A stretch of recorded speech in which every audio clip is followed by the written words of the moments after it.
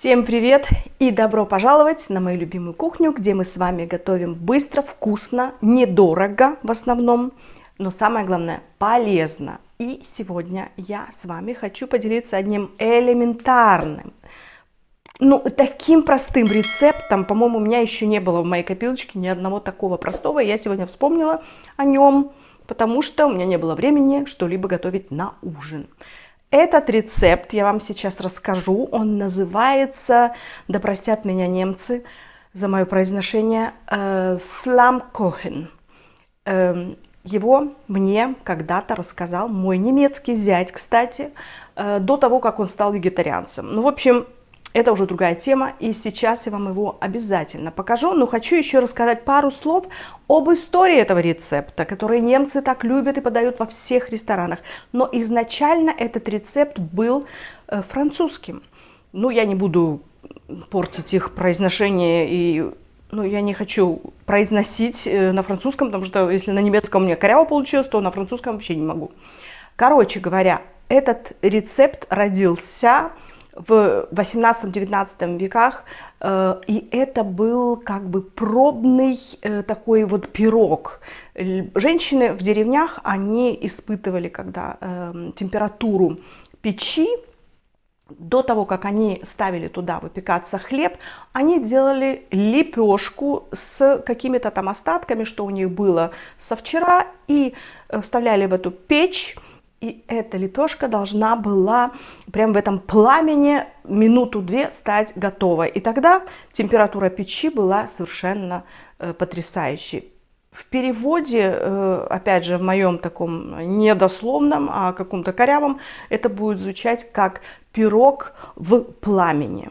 В общем, на истории мы этой заканчиваем и побежали готовить эту вкуснятину.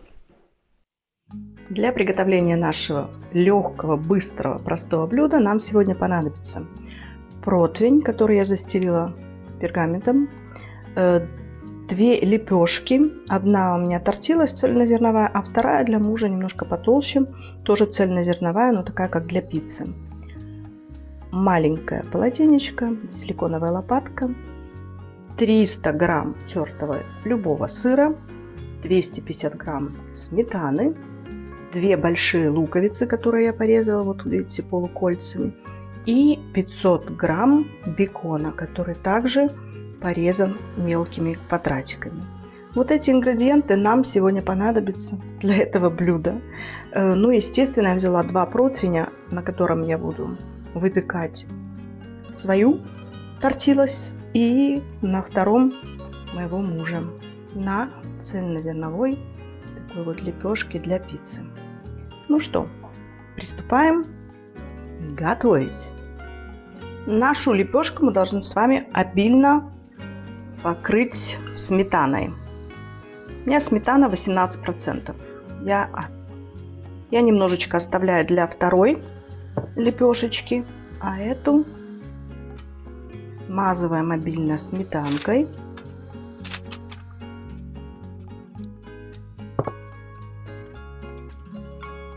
Теперь, не жалея лука, так вот прям щедро выкладываем поверх нашей лепешки. Теперь берем бекон и вот произвольно покрываем нашу лепешечку. Бекон, он немного подкопченный и соленый, соответственно, он даст такой пикантный вкус этому блюду.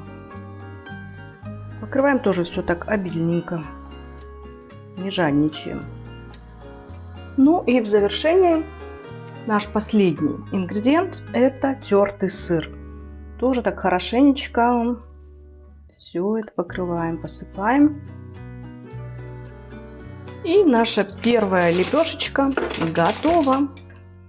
И теперь мы все абсолютно то же самое сделаем с моей цельнозерновой тортильей. Более легкий вариант. Остатки сметаны мы выкладываем на тортилью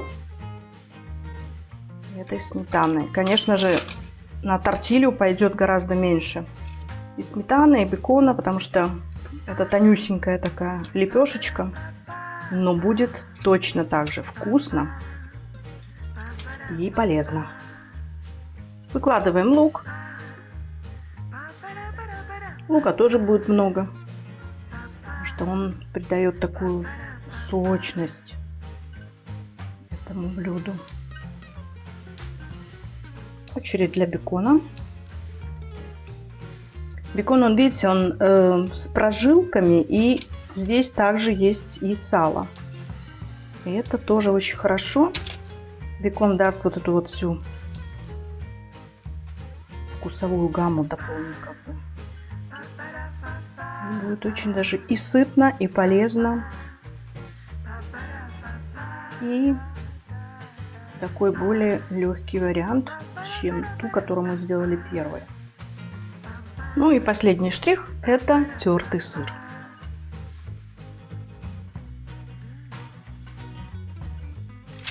Вот наши лепешки и готовы для того, чтобы их отправить в духовку на 180 градусов. И это все будет готовиться 20-30 минут, зависит от вашей духовки. Более толстую лепешку я поставлю немножечко выше в духовку, а вот эту тоненькую под ней. И все будет равномерно выпекаться. Но, естественно, я вам все покажу, как это будет выглядеть на нашей кухне. Дорогие мои, посмотрите, какую красоту мы с вами сделали из 4 ингредиентов. Но это просто уму непостижимо. И пахнет у нас так, что уже здесь были и Саймон, наш кот, и Феликс. И я их все так отгоняю, чтобы они не мешали нам в кадре.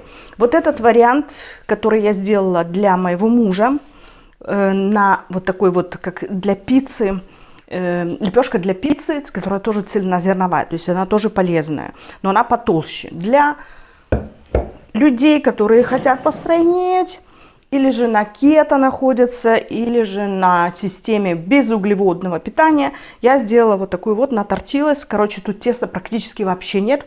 Тем более у меня тортилос тоже цельнозерновая. Так, я ставлю сюда, потому что очень все тяжеленькое. И больше я вас не буду утруждать меня слушать, потому что это и есть наш ужин. И пока все горяченькое, мы побежим кушать. Так что, дорогие мои друзья, экспериментируйте, обязательно попробуйте этот рецепт, который настолько популярен во Франции и в Германии, что и в вашем доме этот рецепт обязательно приживется, и вы его полюбите, тем более, все так просто и быстро. Гость на пороге сделали. У нас эти ингредиенты всегда есть в холодильнике, и вот как в сегодняшний день мы это приготовили. Спасибо, мои хорошие, что сегодня были у меня в гостях. Всех вас люблю, спасибо за то, что вас у меня все больше и больше, и до новых встреч, до новых полезных рецептов. С вами была любящая вас Виктория. Пока!